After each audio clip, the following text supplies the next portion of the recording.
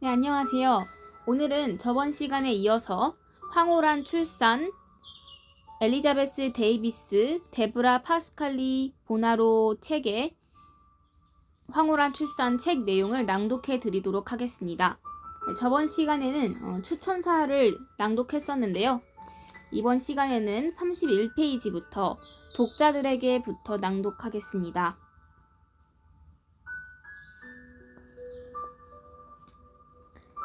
독자들에게 전 이런 황홀한 경험을 상상조차 못했어요. 출산의 희열에 대해 읽어본 적은 있지만 제가 그만큼 열려있다고는 생각지 못했거든요.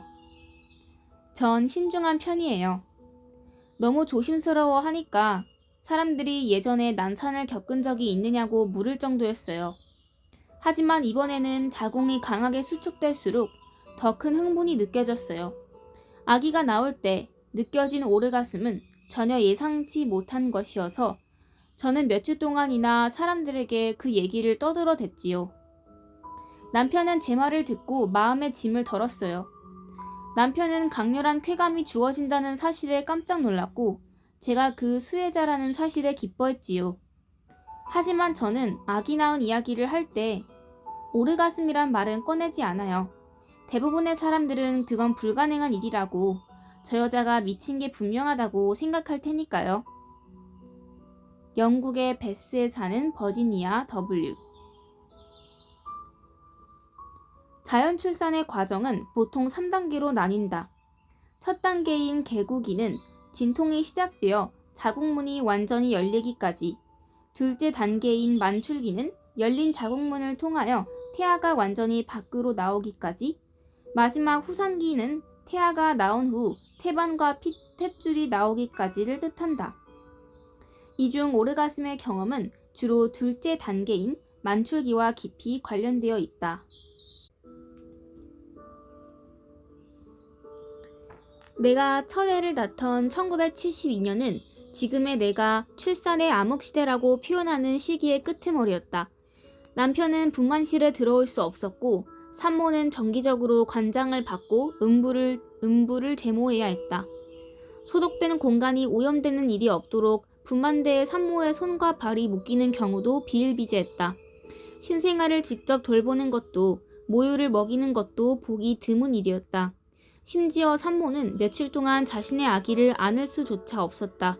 거의 모든 산모는 가족의 보살핌이나 마음의 준비 없이 아기를 낳았고 출산을 유도하는 약물로는 데메롤과 같은 마약성 진통제까지 남용되었다. 데메롤은 산모와 아기의 기분을 몽롱하고 우울하게 하므로 모자 간의 유대감 형성을 대단히 어렵게 만든다. 내 의지와는 무관하게 나는 위에서 언급한 온갖 굴레를 뒤집어 쓴 채로 병원에서 첫 애를 낳게 되었다. 나는 임신을 한 후에 몇 달이나 조산사를 수소문했지만 도무지 찾을 길이 없었다. 그러다가 이미 두 아이를 집에서 낳아본 경험이 있는 한 임신부를 알게 되었는데 그녀는 나를 도와주겠다고 약속했을 뿐만 아니라 자신의 출산 과정을 곁에서 지켜볼 기회까지 주었다. 그것은 더없이 감동적인 광경이었고 나는 나 자신의 출산에 대해서 더욱 큰 기대를 품게 되었다. 하지만 불행하게도 진통은 예정일보다 한 달 빨리 시작되었고 당시 그녀는 멀리 떨어진 곳에 있었다. 처음엔 우리끼리 집에서 그냥 나아볼까도 생각했지만 만약의 경우에 고물 트럭을 타고 2시간이나 병원으로 내달릴 생각을 하니 막막했다. 게다가 밖은 곧 눈보라까지 퍼부을 기세였다.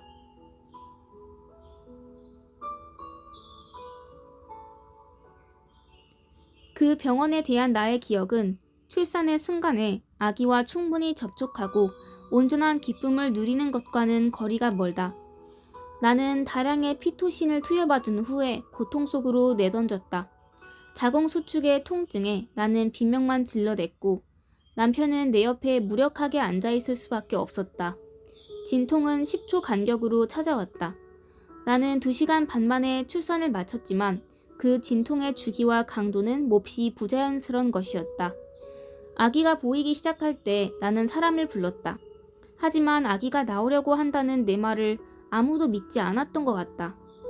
그들이 와서 한 일이라고는 의사가 올 때까지 두 다리를 모으고 참으라고 말한 것이 전부였으니 말이다. 곧 나는 분만실로 옮겨졌고 팔과 다리가 묶인 채로 아들을 낳았다. 오, 그때 그 아기를 얼마나 안아보고 싶었던지. 안 돼요. 아기가 추워해요. 그들은 곧 다시 데려오겠다는 약속만 남기고 아기를 낚아채 갔다. 하지만 그 약속은 지켜지지 않았다. 나는 깊숙한 회음절개에 의한 통증이 조금 덜어질 것이라는 말에 순진하게 응했고 그로부터 무려 7시간 후에야 깨어날 수 있었다. 나는 세상에 갓 나온 아들을 몇 시간 동안 홀로 두었다는 죄책감을 평생 떨쳐내지 못할 것이다. 정신을 차렸을 때 나는 감정이 북받쳐서 울기 시작했고 곧바로 다른 산모들이 없는 곳으로 옮겨졌다. 당시에는 모자 동실이 없었다. 아기들은 신생아실에서 머물다가 4시간마다 부모에게로 보내줬는데 나는 당장 아기를 품에 안지 못하면 미쳐버릴 것만 같았다. 무리한 출산과 마취제, 회음절개술 탓에 걷기도 어려울 만큼 몸이 만신창이었지만 우리 부부는 의사들의 충고를 뿌리치고 17시간 만에 병원문을 나섰다. 집으로 돌아가 정신적 상처를 치유하기 위해서였다. 감사하게도 모유 수유를 통해 유대감이 형성되면서 우리 모자는 다시 하나가 되었다. 하지만 가정 출산의 꿈이 깨졌다는 사실과 병원에서 얻은 정신적 고통은 내게 그리고 나의 결혼 생활에 큰 영향을 미쳤다. 나는 감정을 추스르기가 어려웠고 1년이 넘도록 산후 우울증에 시달려야 했다. 나 자신의 경험 그리고 나와 같은 많은 불행한 여성들의 경험은 자연 출산 운동을 태동시키는 밑거름이 되었다. 출산을 준비하는 방식이 세련되게 발전했고 모유 수유가 새로의 가치를 인정받고 권장되었으며 아빠들은 아기의 탄생을 지켜볼 권리를 주장하기 시작했다. 그리고 그 결과로서 병원의 방침이 바뀌기 시작했다. 하지만 둘째 아이를 반드시 집에서 낳으리라는 내 결심은 확고했다. 2년 후에 나는 그 꿈을 이루었고 그것은 병원에서의 경험과는 하늘과 땅 차이였다. 나는 밤중에 진통을 시작했고 곧 조산사들이 우리 집을 방문했다. 밤이 지나면서 환하고 따스하게 동이 터왔고 1월 중순이었음에도 내 창틀의 화초대에는 로벨리아 꽃이 피어 있었다. 나는 여전히 진통 중이었다. 나는 진통이 이처럼 길게 지속된다는 사실에 좀 놀랐다. 둘째 아이는 보통 더 빨리 나오게 마련 아닌가? 지금 생각해보니 아마도 나는 첫 출산의 상처를 극복하기 위해서 그런 여유로운 시간을 보냈던 것 같다. 친절하고 사려 깊은 조산사들의 도움으로 나는 줄곧 포근함과 안락함을 느끼며 내 침대 위에 있었다. 나는 날 기분 좋게 해주는 사진들을 꺼내보면서 자궁수축을 기쁘게 맞이하고자 했고 내 집에서 있는 그대로 아기를 낳게 된 것에 진심으로 감사했다. 2살 난 첫 애는 친구들이 정성껏 돌봐주고 있었고 남편은 한시도 내 곁에서 떨어지지 않았다. 마침내 진통 주기가 빨라지면서 심한 고통이 찾아왔다. 나는 몸을 움직이기가 두려웠다. 하지만 내가 잘 해낼 수 있을까 하는 의심이 시작되던 그 순간 나는 출산의 비밀스런 쾌감을 발견했다. 내맡김. 그게 다가 아니었다. 나 자신을 내맡겼더니 제대로 되어가고 있다는 느낌이 들었던 것이다. 내맡기고 나자 자궁수축은 견딜만해졌고 내맡기고 나자 어떻게 해야 할지를 절로 알게 되었다. 나는 마치 섹스를 할 때처럼 자연스럽게 신음을 내고 몸을 움직였다. 그리고 내 자그마한 딸이 엄청난 압력과 함께 질 밖으로 나올 때 나는 아기의 몸뚱이를 생생한 촉감으로 느낄 수 있었다. 내 안에서는 희열과 전율이 솟구쳤고 그 절정의 순간에 아기는 쑥 모습을 드러냈다. 그것은 어떤 것과도 견줄 수 없는 강렬한 오르가슴이었다. 남편은 아기를 받아서 내 배 위에 올려주었다. 나는 내 귀여운 아들도 함께 품에 안았다. 물론 나는 온 세상에 이 이야기를 떠들어대고 싶었다. 하지만 여러분의 예상처럼 나는 수없이 이상한 사람 취급을 받거나 철저하게 외면당했다. 가장 가까운 친구들의 반응도 마찬가지였다. 하지만 나는 아랑곳하지 않고 공부를 시작했고 조산사가 되기 위한 교육도 받았다. 나중에는 초보 조산사들을 위한 글을 기고하고 성에 대한 책까지 쓰게 되었는데 그 책의 한 장에서 임신과 출산의 쾌감에 대해 다루었다. 나는 점차 그 주제를 강의에 포함시키기 시작했고 라디오나 텔레비전에 나가서도 조산술, 가정출산, 그리고 출산의 성적인 측면에 관해 이야기했다. 물론 신뢰를 잃지 않기 위해서 신음이란 단어를 함부로 내뱉진 않았다. 시간이 걸리긴 했지만 그렇게 나는 아기를 낳을 때 오르가즘을 경험한 다른 여성들을 하나둘씩 만나게 되었다. 우리는 최고의 섹스 경험까지 털어놓을 기세로 솔직하고 즐겁게 그리고 감탄하면서 서로의 이야기를 나누었다. 우리는 왜 우리에게 그런 일이 일어났는지 그리고 왜 다른 많은 여성들은 그렇지 못한지가 궁금해졌다.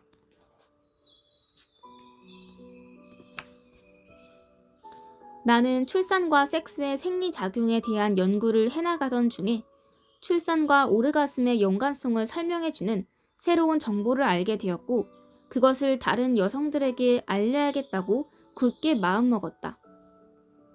그러다가 황홀한 출산에 대한 다큐멘터리를 제작할 계획을 세우고 있던 데브라를 알게 되었다.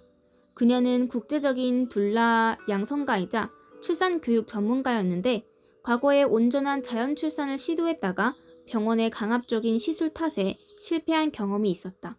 결국 그녀는 다음번에 제도권 밖의 출산센터를 찾아감으로써 황홀한 출산을 경험하게 되었다. 그녀는 출산의 선택권을 여성들에게 되돌려주고 싶어 했고 출산에 대한 두려움이 팽배해지고 약물과 의료기술이 남용되면서 출산의 성적 측면이 회방받고 있다는 사실에 주목했다. 우리는 만나자마자 마음이 통했다. 우리는 산모와 그 가족들에게 출산의 아름다움과 선택권을 되찾아 주겠다는 같은 꿈을 꾸고 황홀한 출산 경험들이 모이면 우리 사회의 토대까지 변화시킬 수 있다고 믿고 있다. 황홀한 출산을 무엇라 정의해야 할까? 넓게 보면 출산을 즐거운 것으로 표현하는 모든 산모가 황홀한 출산을 경험한 것이고 좁게 보면 아기가 나오는 순간에 오르가즘과 같은 성적 희열과 근육 운동을 실제로 느낀 산모들의 경험이 그에 해당한다. 우리가 인터뷰한 많은 산모들은 아기가 나오기 직전에 질 부위에서 상당한 압박과 흥분을 느꼈고 곧이어 아기가 나오면서 엄청난 감동과 해방감이 찾아왔다고 고백했다. 따라서 당사자가 그 순간을 되돌아볼 때마다 행복에 젖는다면 그리고 출산이 육체적으로나 감정적으로나 만족스럽고 온전하게 이루어졌다면 그것은 황홀한 출산이라 말해질 수 있다. 그럼 진통이란 문제는 어떻게 이해해야 할까? 우리는 아기 낳는 일을 악몽처럼 묘사하는 이야기들만 들으며 살아왔다. 그렇지 않은가? 이 문제는 일부에서 더 자세히 다루겠지만 우선 한 가지 사실을 짚고 넘어가자. 지켜보는 존재가 있을 때는 모든 포유동물이 출산을 중단한다. 실험쥐를 유리상자 속에 넣고 관찰해 보면 이 사실을 분명하게 확인할 수 있다. 마찬가지로 인간도 개방된 환경에서 아기를 낳을 때는 아드레날린을 분비한다. 그리고 아드레날린은 자궁을 수축시키고 자궁문을 여는 옥시토신의 분비를 억제하는 역할을 한다. 따라서 출산 시에 유연하게 이완되어야 할 자궁문을 아드레날린이 단단히 경직시키는 탓에 대부분의 산모가 심한 진통을 경험하게 되는 것이다. 옥시토신은 사랑의 호르몬이라고도 불린다. 옥시토신은 성적 전휘를 즐기거나 오르가즘을 느낄 때 분비되는데 놀랍게도 그저 애인을 떠올리는 것만으로도 분비될 수 있다. 인간은 신체적 접촉 없이도 성적 흥분을 느낄 수 있기 때문이다. 이와 같은 작용으로 그저 아기의 울음소리를 듣거나 심지어 따로 떨어져 있는 아기를 생각하는 것만으로 모유가 나오기도 한다. 이 또한 옥시토신의 영향을 받는다. 평생에 옥시토신이 가장 많이 분비되는 때는 바로 출산 도중, 그리고 출산 직후이다. 옥시토신은 자궁을 완전히 수축시킴으로써 과다출혈을 예방하는 동시에 아기와의 유대감을 높여준다. 옥시토신이 왕성하게 분비되면 눈앞에 누가 있든 그에 대해 호감을 느끼게 된다는 것은 널리 알려진 사실이다. 하지만 인공 옥시토신인 피토신은 이런 사랑과 흥분, 유대감을 일으키지 못한다. 피토신은 혈액 뇌관문을 통과하지 못하므로 뇌의 수용기에 도달할 수 없다. 생리학자 마르코스 레이테는 피토신의 투약이 중지된 후에 체내에서 옥시토신이 다시 생산되려면 30분 이상의 시간이 걸리고 그것이 출산 시의 평균 분비량에 가까워지려면 훨씬 더 오래 걸린다는 사실을 발표한 바 있다. 또한 경막외 마취술도 옥시토신의 분비에 악영향을 미친다. 일부에서 이 문제를 다시 다룰 것이다. 지금은 복잡한 출산 과정 속에서 이 사랑의 호르몬이 해내는 고마운 역할만을 되새기고 넘어가자. 옥시토신은 성과 출산 사이에 잃어버린 고리이다. 그 둘의 관계가 확실하게 밝혀져서 사람들이 최고의 결과를 얻기 위해 세심하게 출산 계획을 세우는 광경을 상상해 보라. 더 많은 여성들이 이런 가능성을 실제로 경험하게 되면서 황홀한 출산은 점점 더 공공연한 사실이 되어가고 있다.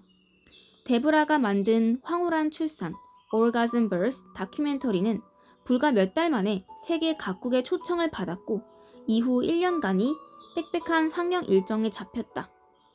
상영되는 곳마다 사람들이 몰려들어 어떻게 하면 황홀한 출산을 할 수 있죠? 하고 물었고 몇몇 관객들은 자신의 경험을 들려주기도 했다. 그래서 우리는 출산의 모든 측면을 고려한 실용적인 지침, 그리고 영감과 교훈을 전해줄 성공담들을 담아 책을 펴내기로 했고 이 책이 바로 그 결과물이다. 이 책을 간단히 소개하자면 나는 데브라가 제공한 인터뷰 자료와 조언을 바탕으로 서문과 1에서 2부를 집필했고 데브라는 3부에 실린 경험담을 모으고 편집했다. 우리는 당신의 의견을 반갑게 맞이할 것이다. 혹시 자신의 출산 경험을 들려주고 싶은 독자가 있다면 데브라의 홈페이지 www.orgasmbirth.com을 방문해 주시기 바란다. 당신이 약물을 투여받아 겨우 아기를 낳는 것 이상의 경험을 출산에서 기대한다면 이 책은 바로 당신을 위한 것이다. 혹 당신이 그저 새로운 가능성에 호기심이 생긴 것뿐일지라도 황홀한 출산은 결국 미래의 당신을 위한 선물이 될 것이므로 우리는 이 책을 추천한다. 엘리자베스 데이비스.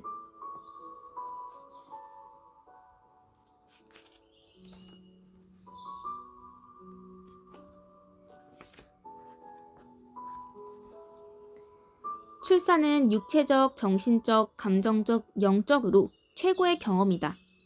굉장한 자기 탐구와 자기 존중의 여행이다. 나는 한 번의 출산이 7년간의 명상과 맞먹는 효과를 낸다는 말을 들은 적이 있는데 지금은 그 말을 굳게 믿는다. 사라 엘. 내 비밀을 듣고 어떤 여자들은 충격을 받고 샘을 내며 믿지 않았다. 그럼에도 나는 내 생애 최고의 오르가슴을 당당히 말할 수 있다. 나는 아기를 낳은 직후에 엄청난 기운과 자신감, 흥분을 느꼈다. 가장 높은 산을 오르고 가장 넓은 바다를 헤엄치는 일도 문제없어 보일 정도였다. 그것은 믿기 힘든 활력이었다. 패트리샤 A. 출산에 대한 나의 경험은 말로 표현하기가 어렵다. 그것은 신성하고 우주적이고 광대한 무엇이다. 나는 그것에 걸맞은 단어가 이 세상에는 없다고 생각한다. 그것은 다른 경로로는 접근이 불가능한 영적인 경험이며 여성의 진짜 본성과 맞닿아 있다. 그것은 여성들만이 가진 운명과 신비를 열어 젖히며 이 세상을 뒤바꿀 만큼 대단히 강렬하고 강력하다. 디나 제이.